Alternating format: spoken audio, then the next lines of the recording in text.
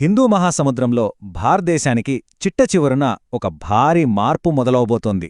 ఇది దేశ భవిష్యత్తు కోసం వేస్తున్న ఒక పెద్ద అడుగా, లేక ప్రకృతికి తీరని గాయం చేయబోతోందా? అండమాన్ నికోబార్ దీవుల్లో రాబోతున్న ఈ గ్రేట్ నికోబార్ ప్రాజెక్ట్ వెనుకున్న అసలు కథేంటో ఈరోజు చూద్దాం. సరే, ముందుగా మనం మాట్లాడుకుంటున్న ఈ ప్రదేశం ఎక్కడుందో చూద్దాం.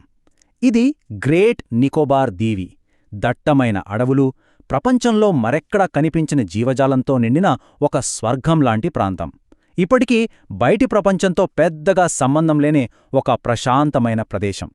అయితే ఇంత ప్రశాంతంగా ఉన్న ఈ స్వర్గంలోనే ఒక పెద్ద కథ మొదలవుతోంది. భారతదేశమిక్కడ ఒక మెగా ప్రాజెక్ట్ను, ఒక భారీ వ్యూహాత్మక కేంద్రాన్ని నిర్మించబోతోంది. ఇక్కడే ప్రకృతికి, ప్రగతికి మధ్య ఒక పెద్ద సంఘర్షణ మొదలవుతోంది. ఇక్కడే అసలు ప్రశ్న మొదలవుతుంది. ఇది దేశ భవిష్యత్తుని మార్చే ఒక మాస్టర్ స్ట్రోకా, లేక కోలుకోలేని చారిత్రక తప్పిదమా? ఈ కీలకమైన ప్రశ్న చుట్టూనే మన చర్చ సాగుతుంది. ముందుగా, ఈ గ్రేట్ నికోబార్ ప్రాజెక్ట్ ఎంత పెద్దది? దీని వెనకున్న అసలు విజన్ ఏంటి? ఆ విషయాలొకసారి చూద్దాం. ఈ ప్రాజెక్టు స్కేల్ అర్థం కావాలంటే ఈ ఒక్క నంబర్ చాలు. ఏకంగా 81,000 కోట్ల రూపాయలు. ఊహించండి, ఇంత పెద్ద మొత్తం పెడుతున్నారంటే ఈ ప్రాజెక్టు దేశానికి ఎంత కీలకమో మనం అర్థం చేసుకోవచ్చు. సో సింపుల్గా చెప్పాలంటే ఈ గ్రేట్ నికోబార్ ప్రాజెక్ట్ అంటే ఏంటంటే, భారతదేశానికి చిట్ట చివరన మన ఇందిరా పాయింట్ ఉన్న చోట ఒక పెద్ద స్ట్రాటజిక్ ఎకనామిక్ హబ్ని తయారు చేయడం అన్నమాట. మరి ఇంత పెద్ద ప్రాజెక్ట్లో ఏమేముంటాయి? దీన్ని ప్రధానంగా 4 పిల్లర్స్గా, అంటే 4 మూల స్తంభాలుగా విభజించారు. అవేంటో ఇప్పుడు చూద్దాం. ఇక్కడ ఈ మ్యాప్ చూస్తే మనకొక ఐడియా వస్తుంది. ఈ ప్రాజెక్టు మొత్తం స్వరూపం ఇదే. ఆ 4 భాగాలు ఈ చిన్న ద్వీపంలో ఎలా రాబోతున్నాయో చూడండి. ఆ 4 పిల్లర్స్ ఏంటంటే, మొదటిది గెలాథియా బేలో ఒక ట్రాన్స్‌షిప్మెంట్ పోర్ట్, అంటే పెద్ద పెద్ద కార్గో షిప్పులు ఇక్కడికొచ్చి సరుకుని మార్చుకునే ఒక పెద్ద హబ్ అనమాట. ఇక రెండోది ఒక డ్యూయల్ యూజ్ ఎయిర్పోర్ట్, అంటే అటు ప్యాసింజర్ ఫ్లైట్స్, ఇటు మిలిటరీ అవసరాలకు కూడా పనిచేస్తుంది. మూడోది ఒక కొత్త టౌన్షిప్, అంటే ఒక చిన్నపాటి సిటీనే అనుకోండి. ఇల్లు, ఆఫీసులు, డిఫెన్స్ ఫెసిలిటీస్ అన్నీ ఉంటాయి. ఇక ఫైనల్గా వీటన్నిటికీ పవర్ సప్లై చేయడానికి ఒక gas and solar power plant. ఇంతకీ ఇంత భారీ ప్రాజెక్ట్ను, అది ఇంత సున్నితమైన ప్రదేశంలో ఎందుకు కడుతున్నారు? అది ఇప్పుడెందుకు మొదలుపెట్టారు? దీని వెనకున్న స్ట్రాటజిక్ కారణాలేంటి? దీనికి సమాధానం ఒక్కటే: లొకేషన్, లొకేషన్, లొకేషన్. మనం మాట్లాడుకుంటున్నది ప్రపంచ వాణిజ్యంలో అత్యంత కీలకమైన మలక్కా జలసంధి గురించి.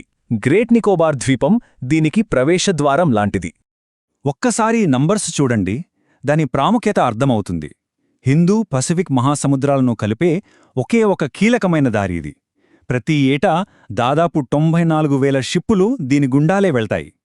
ప్రపంచంలో అమ్ముడయ్యే వస్తువుల్లో 30%, అంటే 3వ వంతు ఇటునుంచే వెళ్ళాలి. ఇంకా చెప్పాలంటే ప్రపంచ సముద్ర చమురు వ్యాపారంలో 3వ వంతు దీనిపైనే ఆధారపడి ఉంది. చూసారా ఎంత కీలకమో? సో సింపుల్గా చెప్పాలంటే, భారతదేశం తన సముద్ర వాణిజ్యాన్ని, సైనిక శక్తిని కంట్రోల్ చేయడానికి ఇక్కడ ఒక పర్మనెంట్ బేస్ని ఏర్పాటు చేసుకుంటోంది. ఈ ప్రాంతంలో ఇండియా పవర్ని పెంచే ఒక మాస్టర్ స్ట్రోక్ అన్నమాట. సరే, ఇదంతా నాణేనికి ఒకవైపు. ఇప్పుడు రెండో వైపు చూద్దాం. ఈ భారీ అభివృద్ధికి మనం చెల్లించబోతున్న మూల్యమేంటి? ముఖ్యంగా ప్రకృతి ఎంత నష్టపోబోతోంది? దాదాపు 10 లక్షలు. ఇది ఈ ప్రాజెక్టు కోసం నరికివేయబోతున్న చెట్ల సంఖ్య. ఊహించడానికి కూడా కష్టంగా ఉంది కదో. ఒక భారీ అడవి కనుమరుగు కాబోతుంది. ఇది మామూలు అడవి కాదు. ప్రపంచంలోనే అరుదైన జీవజాతులున్న సుండాలాన్ బయోడైవర్సిటీ హాట్స్పాట్లో ఇది ఒక భాగం. దాదాపు 130 చదరపు కిలోమీటర్ల వర్జిన్ ఫారెస్ట్ని దీనికోసం పక్కన పెట్టేస్తున్నారు. అంతరించిపోయే దశలో ఉన్న లెదర్ బ్యాక్ తాబేళ్ల గూళ్లుండే గలాథియా బే కూడా దీనివల్ల దెబ్బతింటుంది. అంతేకాదు, ప్రపంచంలో కేవలం ఈ దీవుల్లో మాత్రమే కనిపించే నికోబార్ మెగాపాడ్ పక్షి గూళ్లు కూడా నాశనమవుతాయి. వీటన్నిటికంటే షాకింగ్ విషయమేంటంటే, ఈ ప్రాజెక్ట్ కోసం ఏకంగా వైల్డ్ లైఫ్ శాంక్చురీల హోదానే రద్దు చేసేశారు. ప్రకృతితో పాటే మనుషులు కూడా భారీ మూల్యం చెల్లించబోతున్నారు. ముఖ్యంగా అక్కడి ఆదిమవాసుల జీవితాలపై దీని ప్రభావం ఎలా ఉండబోతుందో చూద్దాం. ఈ చార్ట్ చూడండి. మార్పు ఎంత తీవ్రంగా ఉండబోతోందో ఇట్టే అర్థమవుతోంది. ఇప్పుడు అక్కడున్న జనాభా కేవలం 8,500,000. కానీ ప్రాజెక్టు పూర్తయ్యాక ఆ జనాభా 6,50,000కు చేరుకుంటుందని అంచనా. అంటే జనాభా దాదాపు 75 రెట్లు పెరగబోతోంది. ఇది చిన్న మార్పు కాదు, ఆ ద్వీపం స్వరూపాన్నే మార్చేస్తుంది. ఈ ప్రాజెక్ట్ వల్ల 2 ఆదివాసీ తెగల ఉనికికే ప్రమాదమేర్పడింది. ఒకరు షోంపెన్ తెగ, బయటి ప్రపంచంతో దాదాపు సంబంధమే లేకుండా వేటాడుకుంటూ బతికే వీళ్ల జనాభా కేవలం 250 మంది. ఇక రెండోవాళ్లు నికోబారీస్. 2004లో వచ్చిన సునామీ సృష్టించిన విధ్వంసం నుంచి వాళ్ళింకా పూర్తిగా కోలుకోనేలేదు.